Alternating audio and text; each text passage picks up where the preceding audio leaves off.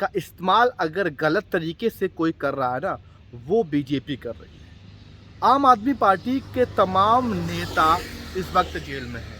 दिल्ली के सीएम अरविंद केजरीवाल को खुद बीजेपी द्वारा जेल में डाला गया। सोचिए कि शराब नीति घोटाले में किस तरीके से अरविंद केजरीवाल को फंसाया कि चुनावी दौर है।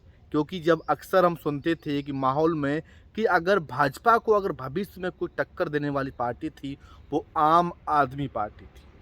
लेकिन इस तरीके से उस पर भ्रष्टाचार लपेटा गया कि तमाम जो नेता हैं, मनीष सिसोदिया, कविता सिंह, संजय सिंह, अरविंद केजरीवाल, हालांकि संजय सिंह की 6 महीने बाद जमानत हो गई है, लेकिन मनीष सिसोदिया का लगभग समय है ना जेल में 1 साल से ज़्यादा का समय हो गया। सारी पार्टियां किस तरह से, हालांकि विरोध तो होना भी चाहिए, क्योंकि अरविंद केजरीवाल जो कि जिन्होंने दिल्ली को सुधारा है, राजधानी के भारत की राजधानी के सीएम हैं। आखिर कारण क्या है जो बीजेपी अरविंद केजरीवाल की सरकार को गिराना चाह रही है? कारण यही है कि बीजेपी चाह रही है कि दिल्ली में भी बीजेपी धारी हो जाए, क्योंकि अगर दिल्ली में कब्जा रहेगा ना, तो पूरे भारत में कब्जा रहेगा। लेकिन दिल्ली की जनता अलग है, पढ़ी लिखी है, उसे पता है किस तरीके से किसको चुनना है।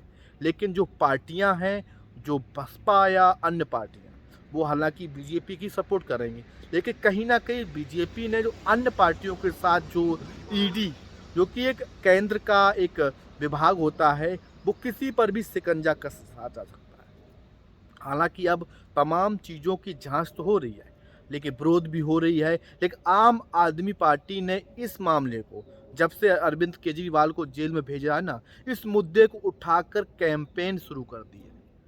हालांकि तमाम जो अभी भी आम आदमी पार्टी कुछ नेता हैं, उनको भी लगातार ईडी का नोटिस जा रहा है, लेकिन फिर भी सवाल सिस्टम पे खड़ा होता है, लोकतंत्र पे खड़ा होता है। क्या एक सीएम, जो कि मौजूदा सीएम है, उसको जेल भेजना सही है भारत की जनता के लिए? क्या लोकतंत्र की हत्या नहीं की जा रही है? क्या ईडी का गलत इस्तेमाल नहीं किया जा रहा है? तो तमाम सवाल हो रहे हैं। मोदी जो कि अपने आप को बहुत बड़े मठादार ईमानदार समझते हैं ना, जब सत्ता जाएगी ना, तो अगर बीजेपी के बड़े बड़े नेताओं की जांच की संपत्ति हो जाए ना, संपत्ति की जांच, तो आधे से ज़्यादा नेता जेल में जाएंगे। इसीलिए डर लगता है भाजपा को कि कहीं केंद्र में और अन्य स्टेटों में भाजपा गायब हो गई ना, तो जो सत्ताधारी नेता है, आखिर उनकी स्थिति कैसी होगी? वो तो जेल में ही जाएगा ना, क्योंकि जो बीजेपी कर रही है वो अन्य पार्टी करेगी ठीक वैसा ही। तो कहीं ना कहीं पार्टियों के बीच आम जनता फंस जाती है। हालांकि अब जिस तरीके से बीजेपी के तमाम जो नेता हैं, वो दिल्ली सरकार पर भ्रष्टाचार का आरोप लगा रहे हैं, लेकिन आरोप सिद्ध नहीं हो पाया। हालांकि आज अरविंद केजरीवाल की रिहाई पर सुनवाई है, रिहाई हो भी सकती है, नहीं भी हो सकती, लेकिन सवाल वही खड़ा होता है कि आखिर एक सत्ताधारी पार्टी इस कदर से किसी के खिलाफ क्यों? अगर आपका कोई नेता बीजेपी में आ जा रहा है, अगर कोई दूसरी पार्टी का नेता भले ही कितना भी भ्रष्ट हो, वो ईमानदार हो जाता है।